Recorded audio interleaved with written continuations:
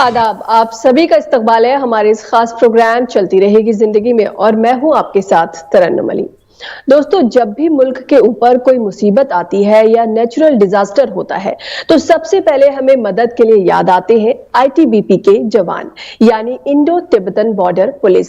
जब सन 1962 में आईटीबीपी बनी तो पहले 20 सालों में आईटीबीपी के बारे में लोग नहीं जानते थे और अब सारी दुनिया जानती है कि आईटीबीपी के पास सूरमाओं की फौज है जो मुल्क को जरूरत पड़ने पर अपनी जान की बाजी लगाने को भी तैयार रहते हैं।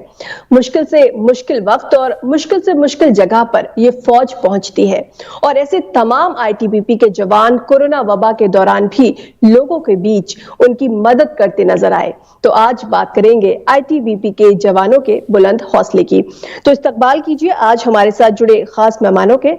हमारे साथ हैं आईटीबीपी के spokes person Vivek Kumar Pandey, singer Indira नायक और हैदराबाद से जुड़े हैं मेरे साथी अभय उपाध्याय। आप सभी का इस्तकबाल है हमारे इस खास प्रोग्राम में। नाजरीन, आप भी हमें कॉल कर सकते हैं, हमारे नंबर्स लगातार आपकी टीवी स्क्रीन पर फ्लैश हो रहे हैं। और हाँ, जब भी आप हमें कॉल करें तो अपने टीवी की आवाज बंद कर दें, हमें इंतजार रहेगा आपके सवालों का। विवेक जी, सबसे पहले आपसे बात करेंगे। कोरोना जब से आया है तब से हम देख रहे हैं कि आईटीबीपी के जवान हमेशा ही मदद करने के लिए लोगों के बीच हैं, लोगों के बीच काम कर रहे हैं। वो शुरू से लेके अब तक बहुत मेहनत कर रहे हैं। अगर मैं शुरू की बात करूं तो पहला क्वारंटीन सेंटर ही आईटीबीपी के जवानों ने बनाया था। तब पीपीई किट्स नहीं थे, फेस मास्क नहीं थे, ये सभी आईटीबीपी के जवानों ने बनाया, बहुत मेहनत की। जो शुरुआती वक्त था वो आप लोगों के लिए कितना मुश्किल था? जी, सबसे पहले तो आप सबों को बहुत बहुत आभार है कि आप लोगों ने आईटीबीपी के बारे में जो लोगों को जानकारी दी और बताया कि कैसे आईटीबीपी ने मुश्किल घड़ी में देश की मदद की है। जब कोरोना आया था देश में तो कहा गया कि जान है तो जहान है, और बाद में आया कि जान भी है और जहान भी है। तो भारत तिब्बत सीमा पुलिस या आईटीबीपी का गठन बहुत ही मुश्किल परिस्थितियों में किया गया था 1962 में, जब भारत पर चीन का हमला हुआ था और हमारा मुख्य दायित्व था भारत चीन सीमा की सुरक्षा करना। धीरे धीरे लेकिन यह फोर्स डिजास्टर रेस्क्यू, रिलीफ और अदर ऑपरेशंस, बिकॉज बहुत ही डिफिकल्ट कंडीशंस में हमारी डिप्लॉयमेंट होती है, इसके लिए जानी जाने लगी। और हाल फिलहाल के दिनों में जब भी ऐसी कोई आपदा विपदा, मैं 2013 उत्तराखंड डिजास्टर की भी बात करूंगा क्योंकि उसमें हमने 33,000 लोगों को वहां से बचाया था। कोरोना जब आया तो पूरे विश्व में इसके बारे में बहुत जानकारी नहीं थी और भारत में भी इसके बारे में लोगों को बहुत कम पता था। तो फियर ऑफ अननोन था सबके दिमाग में, दिलो दिमाग में। हम लोगों ने क्या किया, जैसे ही हमको ऊपर से, हमारे मंत्रालय से, हमारे सीनियर अधिकारियों से निर्देश प्राप्त हुए कि आप लोगों को वुहान से जो हमारे छात्र लाए जाने हैं उनके लिए क्वारंटीन फैसिलिटी बनानी है। छावला में रातों रात 48 घंटे से भी मैं कहूँगा कम समय मिला था, 1000 बिस्तरों वाला क्वारंटीन सेंटर बनाया और सब लोग मैं कहूँगा खौफजदा थे। किसी को नहीं पता था कि हकीकत में क्या स्थितियां बनने वाली हैं अगर वो आएंगे। लोगों को ये लग रहा था कि सबको कोरोना हो जाएगा। और जहां छावला में सेंटर बनाया वहां लोगों से भी हमको विरोध का सामना करना पड़ा, लेकिन उसके बावजूद हमारे जवानों ने हिम्मत नहीं हारी और एयरपोर्ट से उनको लेके आना, उनको 14 दिन के लिए क्वारंटीन फैसिलिटी में रखना, उनका खाना पीना, वाईफाई, दूध की व्यवस्था करना। छोटे छोटे बच्चे थे, महिलाएं थी और बड़े सुकून की बात है कि हम लोगों ने लगभग 3 महीने में 1200 लोगों को, जो अलग अलग देशों से हमारे पास आए थे, उनको अपने क्वारंटीन सेंटर में रखा। हमारे जो 7-8 जो मित्र देश थे उनके भी बहुत सारे लोग हमारे पास रहे और हम लोगों ने उनकी बड़ी अच्छे से देखभाल की। पूरी दुनिया में एक मैसेज गया कि भारत ने कितना बड़ा एक अभियान चलाया है, हमारे जहाज गए, वो उनको लेके आए, तो एक बहुत पॉजिटिव मैसेज गया उस समय। और हम लोगों के भी लोग उसमें इफेक्ट हुए, कोरोना के कई संक्रमण बाद में सामने में भी आए, लेकिन हम लोगों ने वो दामन नहीं छोड़ा उम्मीद का और हम लोगों ने लगातार देश के साथ खड़े रहने की कवायद निभाई। साथ ही साथ 2-3 चीज़ें और बताना चाहूँगा इसमें कि जब लॉकडाउन हुआ, लॉकडाउन के बाद जो हमारे बॉर्डर इलाके हैं वहाँ पर लोगों को बड़ी दिक्कत हुई रसद आपूर्ति में और सामग्रियों में, तो हम लोगों ने वो चेन बनाकर रखी, उनको खाना खिलाया, उनके लिए राशन पानी की व्यवस्था की और वहाँ तक पहुँचे, उनको तसल्ली दी कि हम लोग हैं आपके लिए, और पूरे देश में एक अभियान चलाया। तीसरी चीज़ बड़ी इंपॉर्टेंट थी कि पीपी किट और फेस मास्क कहीं अवेलेबल नहीं थे, भारत में उतना उत्पादन उनका होता नहीं था। तो हमारे लेडी वाइफ्स ने, हमारी जो आईटीबीपी की महिलाएं हैं, उनकी जो फैमिली मेंबर्स हैं, प्लस हमारे जो जवान हैं, हम लोगों ने बनाया खुद ही और लोगों को दिए भी, जो एजेंसीज थी, हेल्थ केयर वर्कर्स थे, उनको बांटे फ्री ऑफ कॉस्ट। अब जब ये सिलसिला बढ़ा और दिल्ली में बहुत सारे केसेस, आपको याद होगा एक समय ऐसा चल रहा था कि दिल्ली में बहुत ज़्यादा केसेस होने लगे थे, तो ये कहा गया कि दिल्ली में अब एक ऐसा सेंटर बनाया जाए, क्वारंटीन सेंटर बनाया जाए, जहां पर कि लोगों का इलाज हो सके। तो दुनिया का सबसे बड़ा Covid care centre, Sardar Patel Covid care centre and hospital, ITBP ने राधा स्वामी ब्यास में संचालित किया है। अभी भी वो काम कर रहा है और मैं बताना चाहूँगा 12,000 से भी ज़्यादा लोगों को वहाँ पर हम लोगों ने रखा और उन लोगों का इलाज किया। कोई भी वहाँ डेथ नहीं हुई। तो कोरोना काल में हमारा जो योगदान रहा, हम बहुत उससे संतुष्ट हैं कि हम देश के ऐसे वक्त में काम आ सके। हमारे डॉक्टर्स, हमारे हेल्थ केयर वर्कर्स, हमारे जो जवान हैं, और हम लोगों ने देश के सामने मैं कहूँगा कि एक मिसाल भी रखी कि अगर आपके पास हिम्मत है, आपके पास हौसला है, आपके पास कर गुजरने की ख्वाहिश है, तो आप आगे बढ़ सकते हैं। देयर इज नो स्टॉपिंग, और जान है और जहान भी है। बिल्कुल। विवेक जी, हमने देखा कि शुरुआत में जब लॉकडाउन का टाइम था और आईटीबीपी के जवान फ्रंट पर काम कर रहे थे, तो बहुत सारे जवान जो थे वो कोरोना पॉजिटिव हो गए थे। तो कितना मुश्किल था, क्योंकि आप ही के जवान फ्रंट पे लोगों के बीच काम कर रहे थे। ऐसे में आपकी ही टीम जब पॉजिटिव हो जाते हैं जवान, तो वो चीज मैनेज करना, बैलेंस करना कितना मुश्किल था, कैसे कर रहे थे? सबसे बड़ी जो परेशानी थी वो ये थी कि हम लोगों को नहीं पता था कि रिएक्ट कैसे करेगा। शुरू में ही कई जवानों के जब वो संक्रमित हुए तो पूरे के पूरी कंपनी हमारी आइसोलेशन में चली जाती थी। मान लीजिए कंपनी में 100 जवान है, उसमें से किसी एक जवान को भी कोरोना का लक्षण पाया जाता था तो पूरी कंपनी को हम लोग आइसोलेट कर देते थे।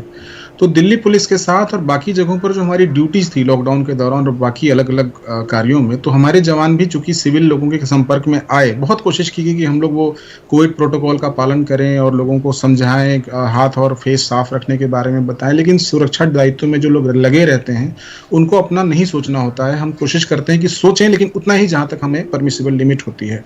तो बहुत तेजी से हमारे जवान संक्रमण के शिकार होने लगे थे। मैं अगर मई जून की बात करूं तो पूरे आईटीबीपी के अलावा सारे केंद्रीय अर्धसैनिक बलों में, सीआरपीएफ, बीएसएफ, क्योंकि हम सब लोग लिंक्ड हैं, हम लोग सिस्टर ऑर्गेनाइजेशंस हैं, एक दूसरे का बड़ा ख्याल रखते हैं हम लोग।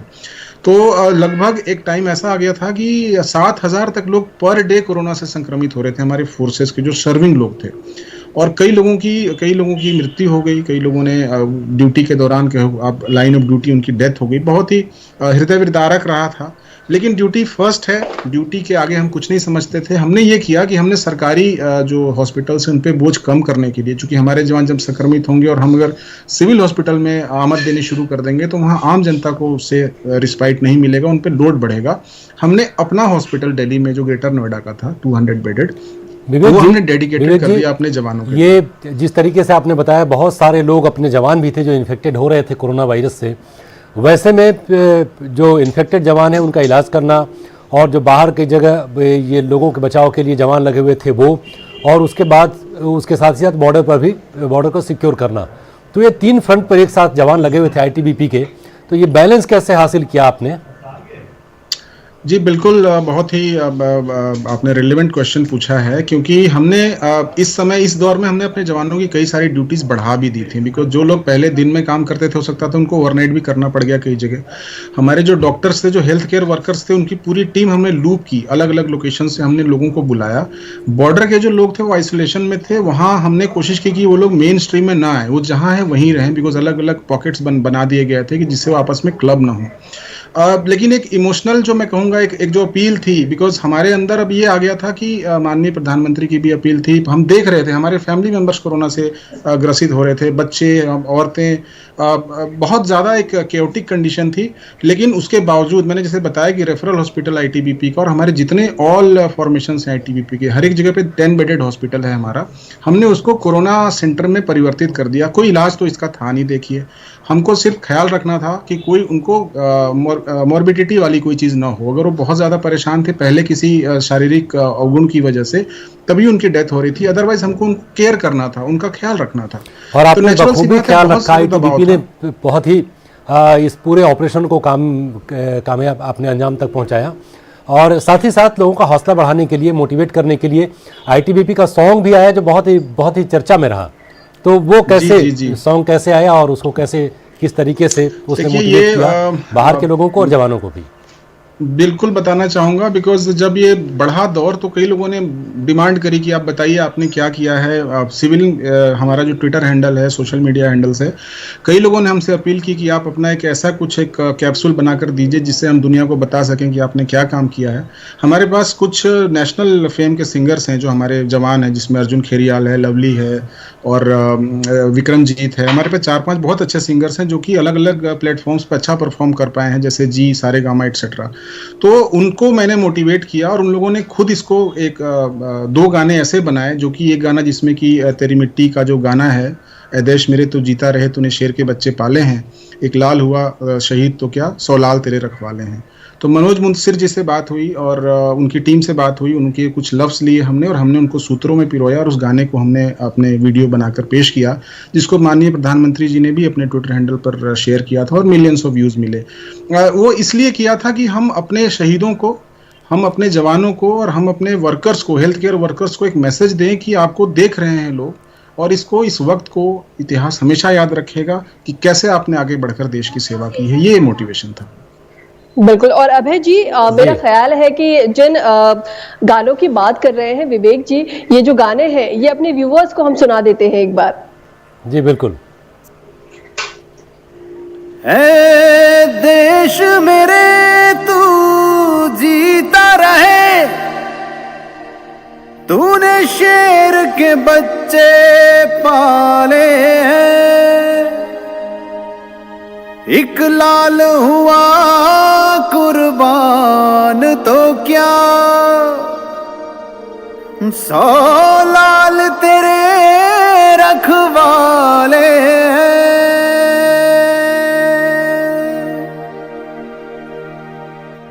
सरहद के रखवाले हैं हम, करते हैं हम एक और करम, है मुश्किल में जो लोग यहाँ उनकी सेवा में खड़े हैं हम। लौट आएगी फिर वही खुशी, संग मनाएंगे त्योहारों को हम, मेरे खून में बसता है सदा जय भारत वंदे मातरम।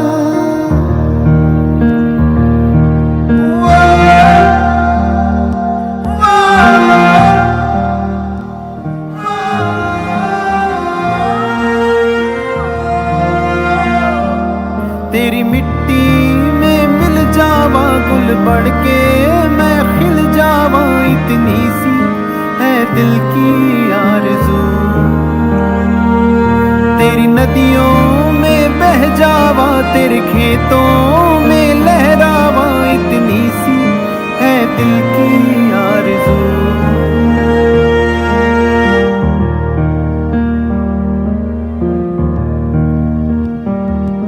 मजबूर हुई जब दिल की दुआ तो हमने दवा से काम लिया, वो नब्ज नहीं फिर थमने दी जिस नब्ज को हमने थाम लिया।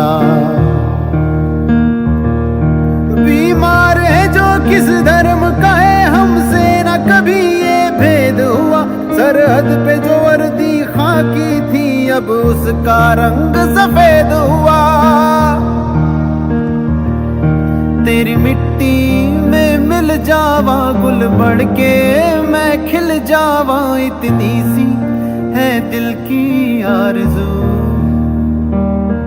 तेरी नदियों में बह जावा, तेरे खेतों में लहरावा, इतनी सी है दिल की आरज़ू।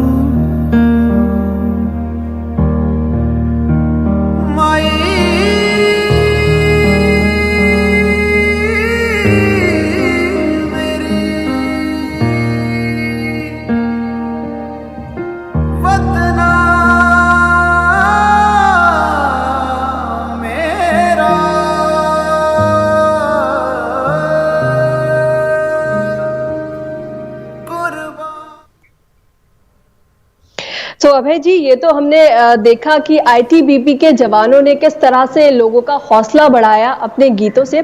साथ ही लगातार हमारे साथ बनी हुई है सिंगर इंदिरा नायक। आपने हाल ही में जो उत्तराखंड में ट्रेजेडी हुई है, जो नेचुरल डिजास्टर हुआ है, उस पर भी आपने एक सॉन्ग लिखा है, सॉन्ग खुद गाया भी है, उसके लिरिक्स भी खुद लिखे हैं। तो इंदिरा जी, सबसे पहले तो माजरत कि आपसे बात करने में हमने थोड़ा वक्त लगा दिया।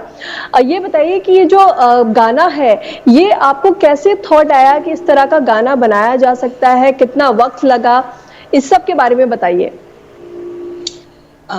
अक्सर मैं उत्तराखंड जाती रहती हूँ और मेरा वहाँ के जगहों से बहुत दिल का गहरा रिश्ता है। और जब ये हादसा हुआ तो मेरे हस्बैंड बहुत दुखी हो गए। उन्होंने बोला तुम कुछ करती क्यों नहीं हो।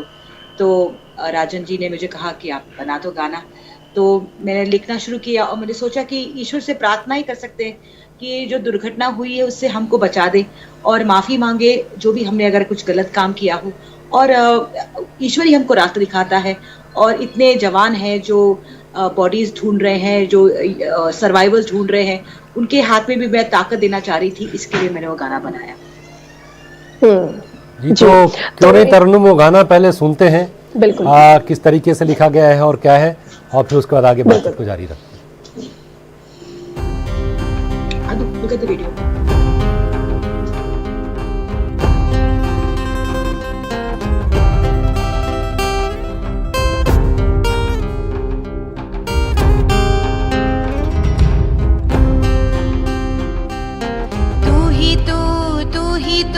जग का पालनहार, तू ही तू है सर्व शक्तिमान।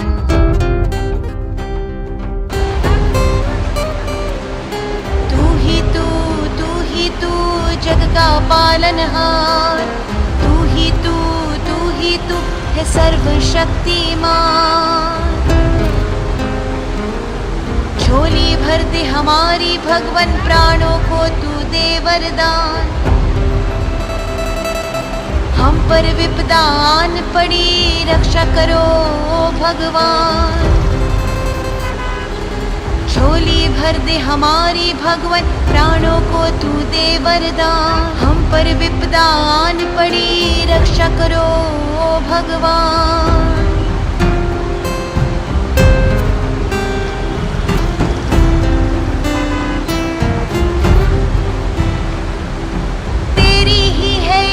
हमको तेरा ही सहारा है, पहले भी तूने अक्सर मुश्किलों से तारा है। झोली भर दे हमारी भगवन, प्राणों को तू दे वरदान। हम पर विपदा आन पड़ी, रक्षा करो भगवान।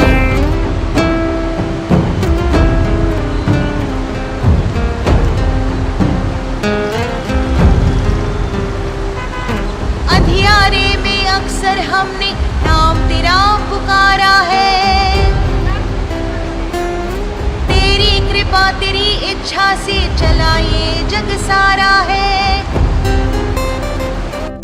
झोली भर दे हमारी भगवन, प्राणों को तू दे वरदान। हम पर विपदा आन पड़ी, रक्षा करो भगवान।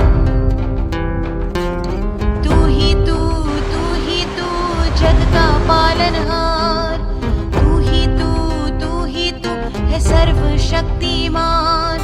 तू ही तू जग का पालनहार, तू ही तू है सर्व शक्तिमान। तू ही तू जग का पालनहार, तू ही तू है सर्व शक्तिमान।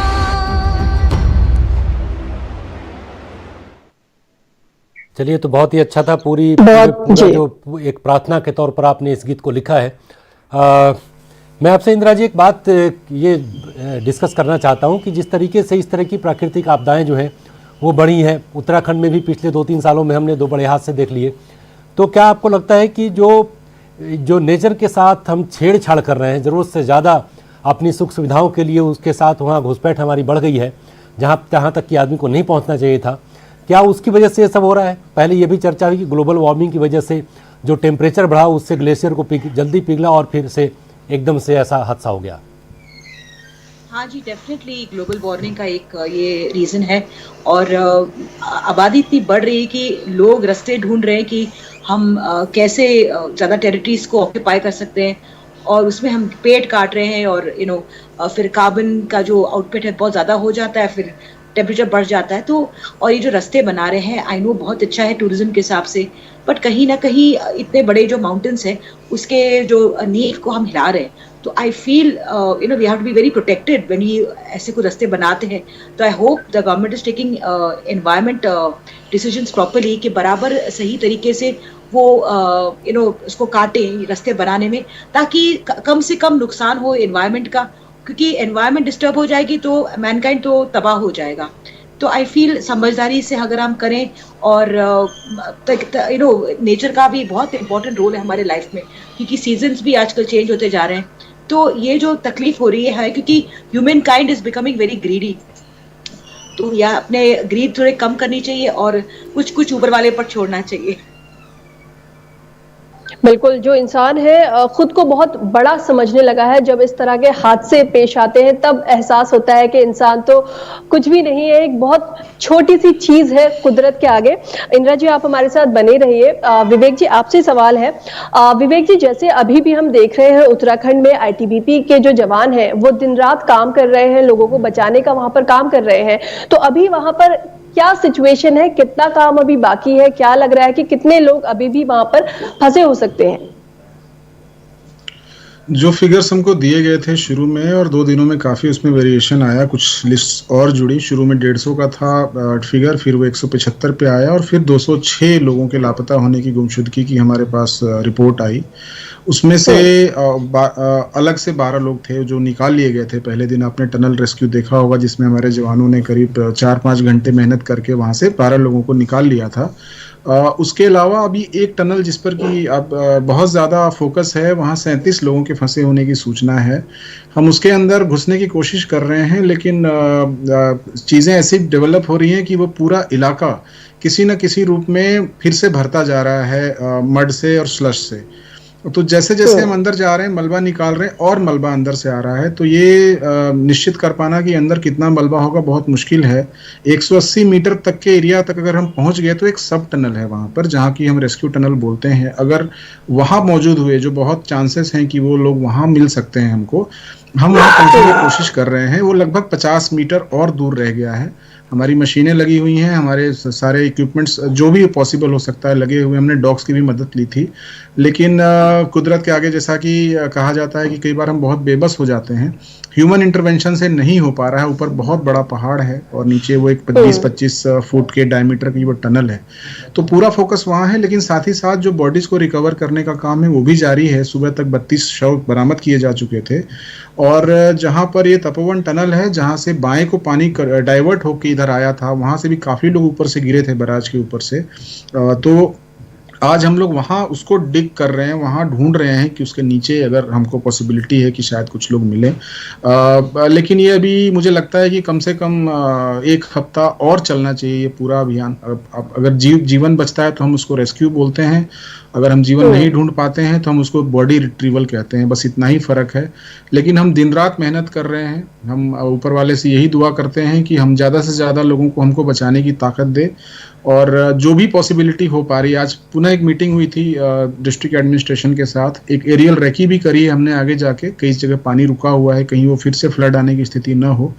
हम ये होप कर रहे हैं कि अगर वो 50 मीटर हमने खोल लिया टनल के अंदर, तो बहुत बार ऐसा भी हुआ है कि टनल के अंदर से 9-9 दिनों के बाद लोगों को जीवित निकाला गया है। कई सारे ऐसे एग्जाम्पल्स हैं पहले हिस्ट्री में। तो हम उनको बचा पाएंगे। और जो लोग जिनकी की अगर बॉडीज कहीं अगर दबी हुई हैं तो उसको भी हम निकालने की पूरी कोशिश कर रहे हैं। लेकिन ये दायरा श्रीनगर शहर तक फैला हुआ है, पानी बढ़कर नीचे तक गया था। तो अभी इसमें मुझे लगता है कि हमको और भी लंबा समय लग सकता है, क्योंकि जो नदी का तल है वो लगभग 20 से 25 फीट तक ऊपर आ गया है कई जगह पर। मतलब उस पर डेब्रिज आ गई है, रेत आ गई है। तो उसको निकालना, उसको सेंस करना, उसको ढूंढना एक मैं कहूँगा बहुत ही बड़ा काम है, जिसको कि किया जा रहा है जितनी भी शिद्दत के साथ हम कर सकते हैं। जी विवेक जी, वैसे तो आईटीबीपी की ट्रेनिंग ऐसे ही बहुत टफ होती है, लेकिन क्या ऐसे नेचुरल डिजास्टर के वक्त रेस्क्यू ऑपरेशंस चलाने के लिए क्या कोई खास आपका विंग होता है या सभी को एक तरीके से इस तरीके की ट्रेनिंग दी जाती है जिससे कि ज़रूरत पड़ने पर वो ऐसा काम कर सकें? जी बिल्कुल, जैसे मैं खुद झारखंड से बिलोंग करता हूँ, रांची यूनिवर्सिटी से पढ़ाई की, मैं काम सा स्टूडेंट था और जब मैं आईटीबीपी में आया तो अब मैं एक हिमवीर बन चुका हूँ। लगभग 1 साल की ट्रेनिंग होती है। मैं बताना चाहूँगा कि जो हमारी प्रोफेशनल ट्रेनिंग है वो तो है ही, साथ ही साथ हम लोगों को माउंटेनरिंग की, स्कीइंग की और रेस्क्यू की अलग से ट्रेनिंग दी जाती है, जिससे कि कभी आवश्यकता पड़े तो आप खुद को भी बचा सकें और दूसरों को भी बचा सकें। तो हमारे सारे जवान, सारे अधिकारी, सारे सबऑर्डिनेट ऑफिसर्स, वो सब के सब माउंटेनियर्स होते हैं। पहाड़ों में हमारी खासियत ये होती है कि हम हर एक इलाके को बहुत अच्छे तरीके से जानते हैं और वहां तक पहुंच सकते हैं बहुत कम समय में, जो कि बाकी लोगों को बाहर से लाकर लाने में परेशानी होती है। चूंकि जो एनडीआरएफ बन चुकी है अभी, एनडीआरएफ का एक स्पेशलाइज्ड जॉब है, तो मैं उसके बारे में बहुत कुछ नहीं कहना चाहूंगा। विवेक जी, माफी चाहती हूँ, आपको मैं वक्त की कमी की वजह से यहाँ पर रोक रही हूँ। हम हमेशा ही देखते रहे हैं कि जो आईटीबीपी है, आईटीबीपी के जो जवान है वो हमेशा ही देश के लिए आगे रहते हैं, उनकी मदद करने के लिए आगे रहते हैं। और कोरोना के ये जो दौर रहा उसमें भी हमने देखा, और हालांकि हमारे पास वक्त कम है तो हम आपसे बहुत ज्यादा सवाल नहीं पूछ पाए, लेकिन वैक्सीन को लेकर भी वो कैंपेन चला रहे हैं, लोगों को अवेयर कर रहे हैं और आईटीबीपी के जवानों ने भी वो वैक्सीन लगवाई है लोगों को अवेयर करने के लिए। तो आप इसी तरह आईटीबीपी के जवान जो हैं वो देश के लिए काम करते रहे, अच्छा काम करते रहे और इसी तरह लोगों की नजरों में एक अच्छा मकाम बनाते रहे। तो अभय जी, वक्त हो गया है इजाजत लेने का मेहमानों से। इंदिरा जी, आपका हमारे साथ जुड़ने के लिए और विवेक जी, आपका भी हमारे साथ जुड़ने के लिए बहुत बहुत शुक्रिया। तो नाज़रीन, फिलहाल हमें दीजिए इजाजत, आपसे फिर मुलाकात होगी। आदाब।